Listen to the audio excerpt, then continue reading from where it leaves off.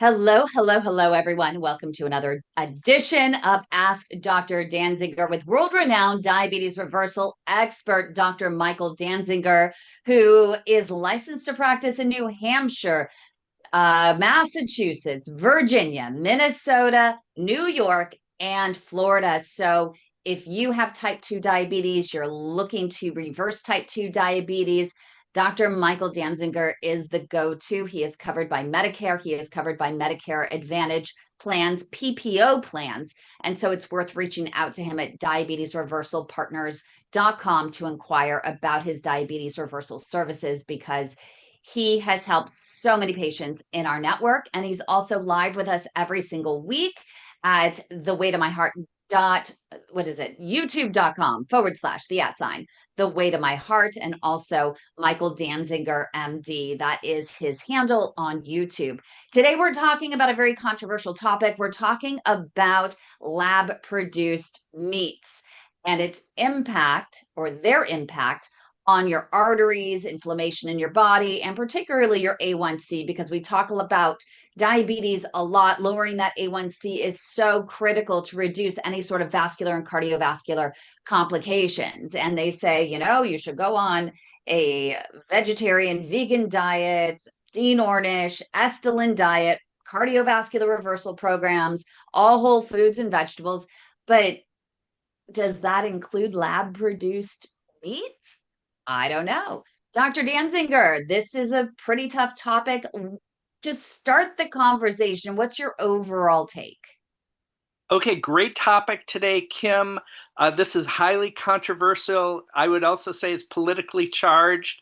So let's dive in. I will also say, even though I'm a nutrition expert, I haven't spent a lot of time thinking about lab-grown meats, and I'm still collecting my own thoughts. So some initial thoughts here is, everyone knows about veggie burgers, so Boca burgers, for example, and then a new wave of plant-based meat alternatives like Impossible Burger, which uses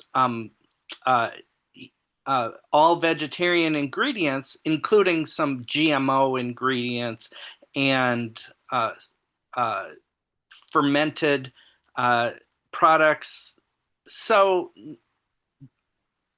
we've talked about how I have mixed feelings about some of these plant-based meat alternatives that are highly processed and use some, saturated fats from coconut, for example, and that to heal America, we want to focus on natural foods and vegetables, and that I have mixed feelings about these plant-based alternatives. Now we're starting to think about what some call lab-grown meat, what others would call cell-cultured meats, or just cultivated meats. And that's a whole new area that has become a political hotbed in the past few months, because the FDA gave approval to one company that has cell cultivated meats.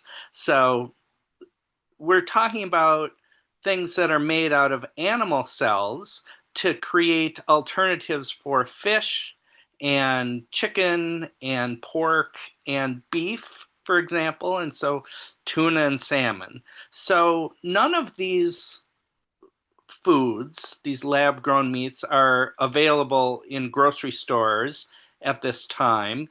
And the first ones were just about to, be in some high-end restaurants that focus on this sort of thing. And so that's where we are. And it's become it's a whole new wave of nutritional questions and political questions. So those are my initial thoughts on the Well, topic. my initial thought, I'm just going to say, is my very favorite, and I think these are the best of the best of the best of the best, are the vegetarian buffalo wings, which is literally just cauliflower, air fried cauliflower.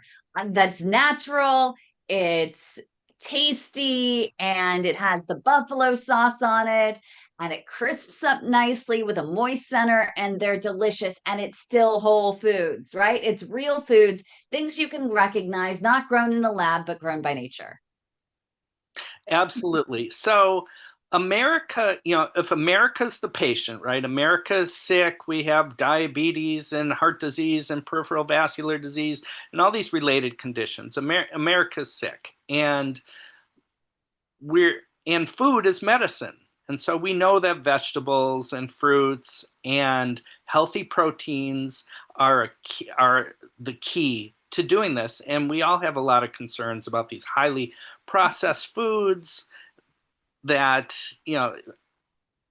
kindergarteners would probably recognize as unhealthy. So where do these meat alternatives fall in? Well, there's a lot of mixed opinions about that. So I am a fan of protein. What I like about protein nutritionally is it's satiating. I think it helps with weight loss. Mhm.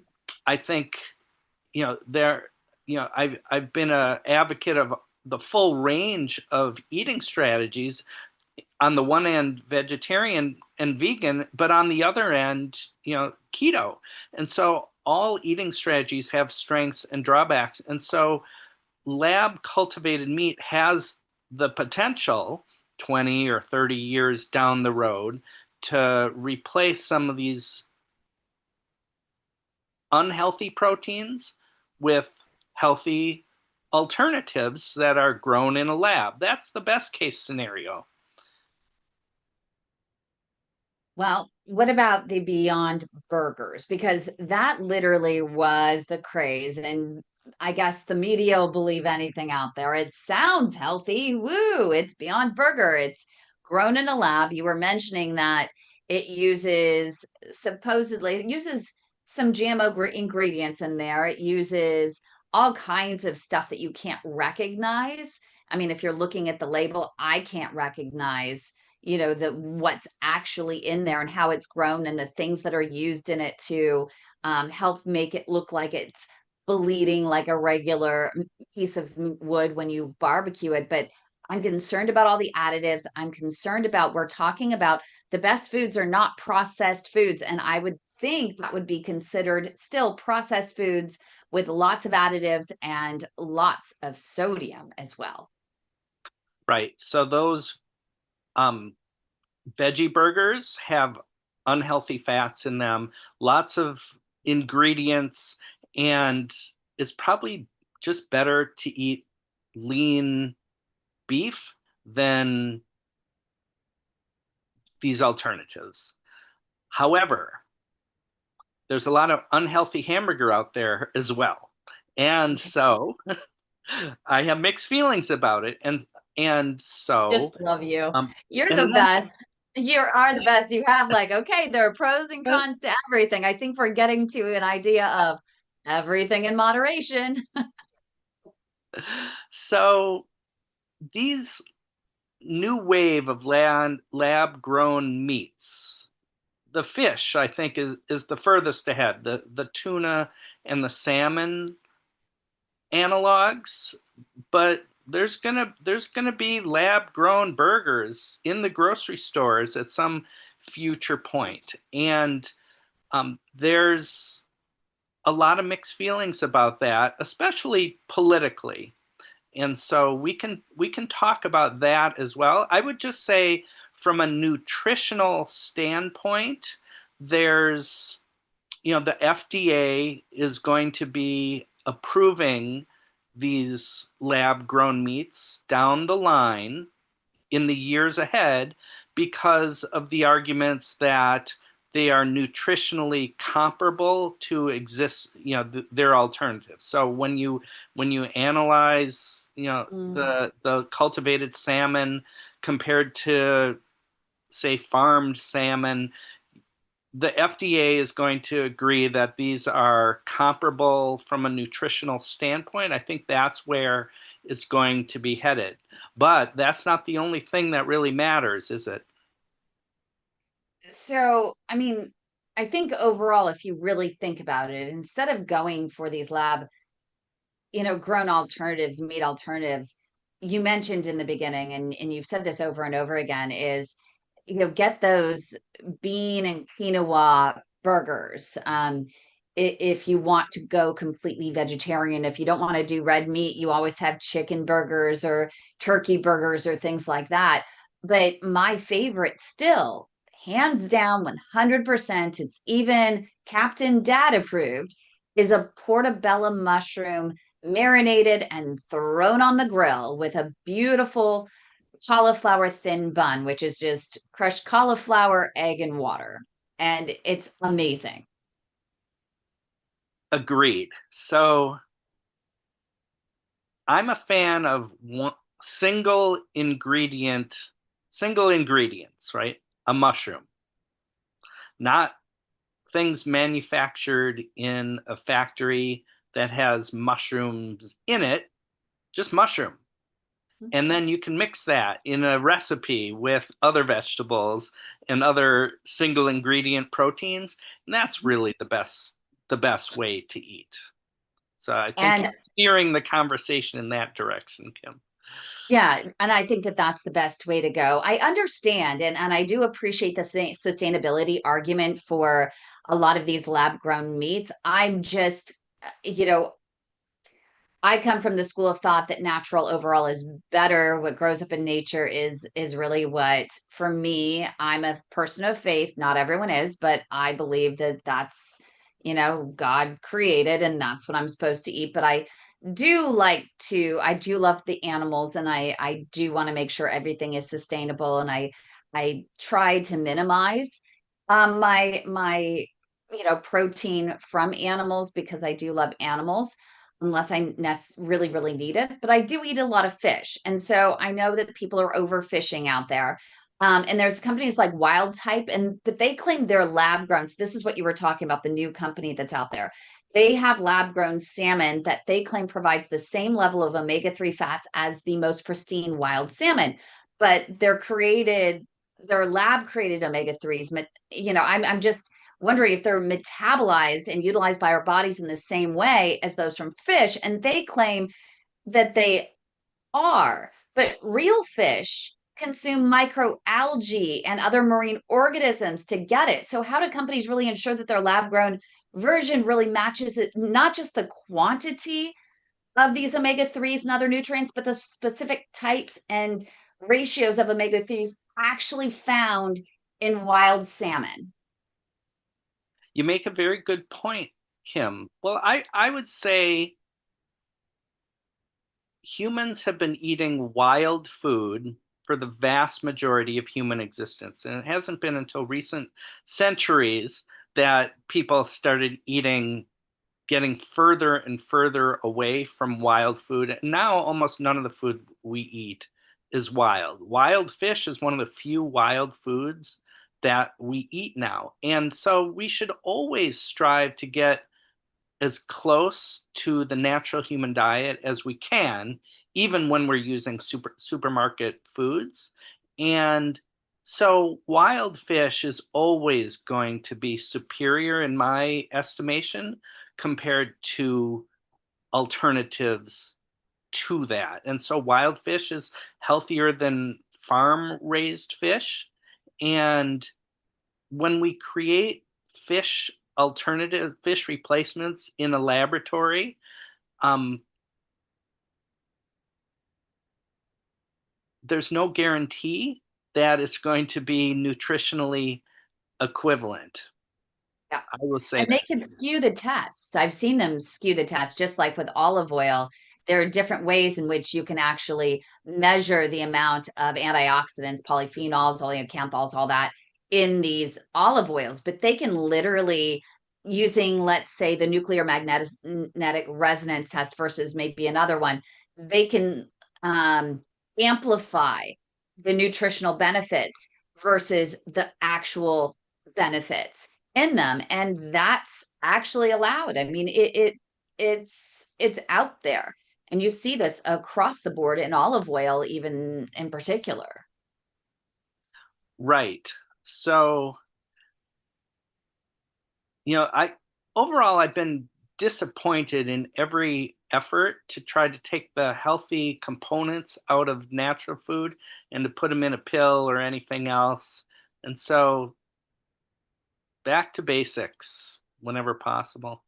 And that's what, what I think the message is, for people, especially, diabetics and vascular cardiovascular patients. You have to worry about the inflammation and things your body may not recognize. So you want to go as natural as possible. If you're already dealing with inflammation in your body, you got to start with your food sources and look at those whole foods. And diabetic patients, right, in particular, they need to look at the ingredient labels, especially on plant-based alternatives, to identify products that won't negatively impact their blood sugar and inflammatory markers. Can you offer some advice on that? So, first of all, if it has an ingredient label, it's already starting to become suspect.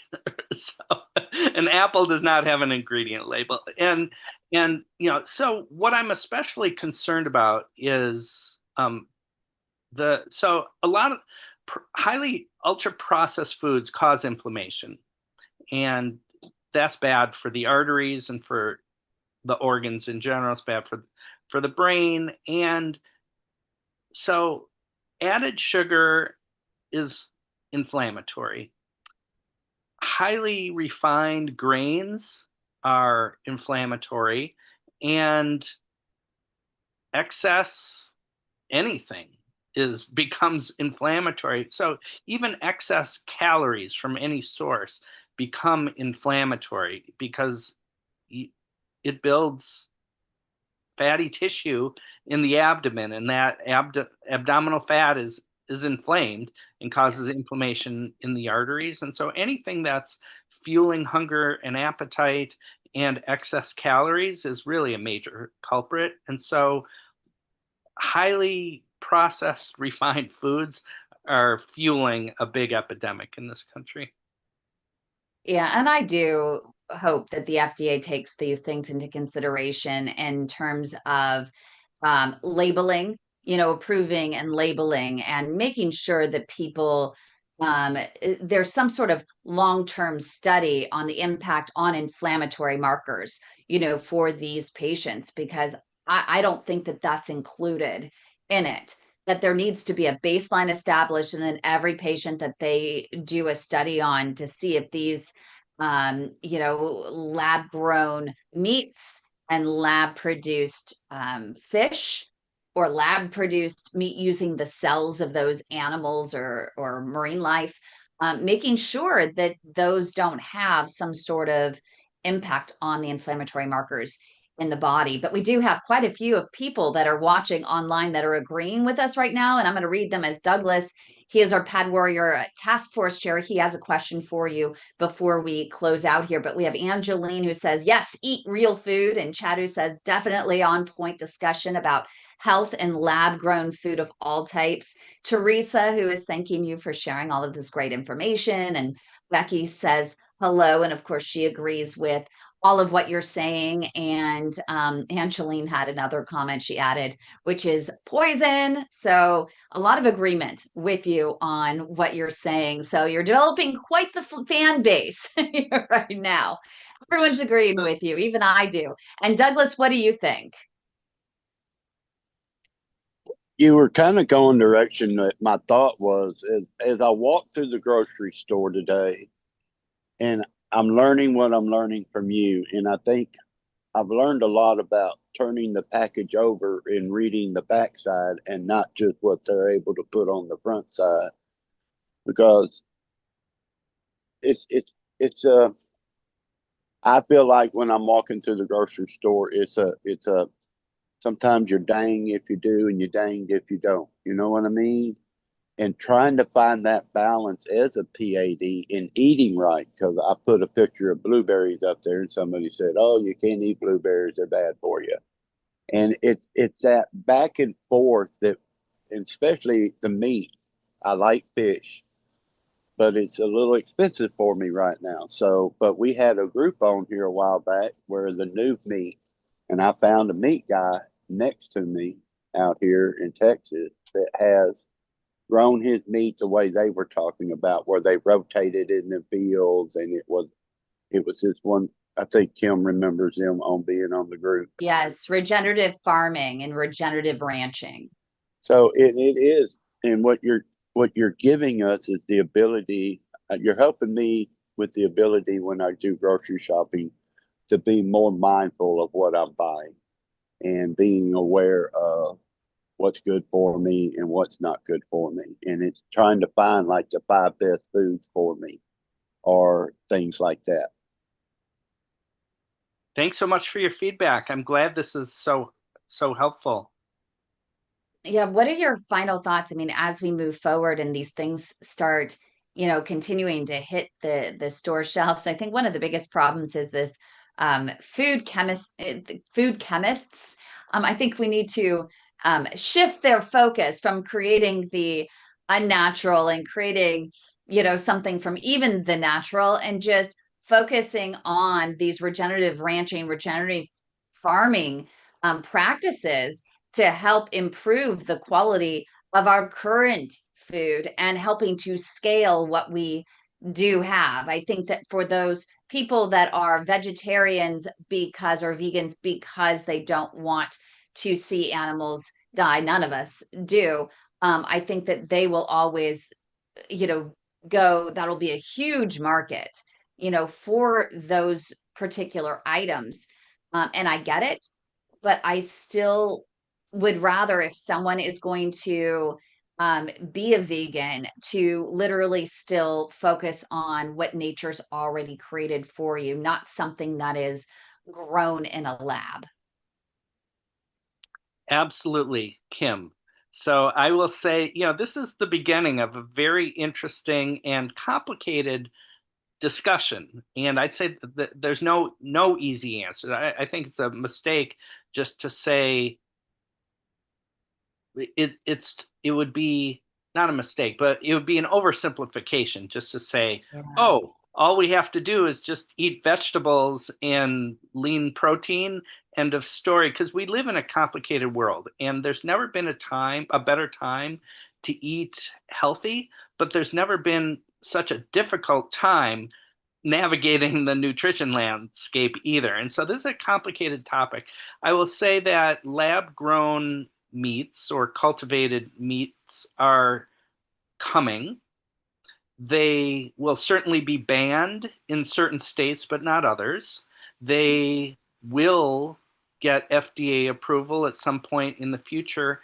And so they will just add complexity to the choices that we as free consumers have.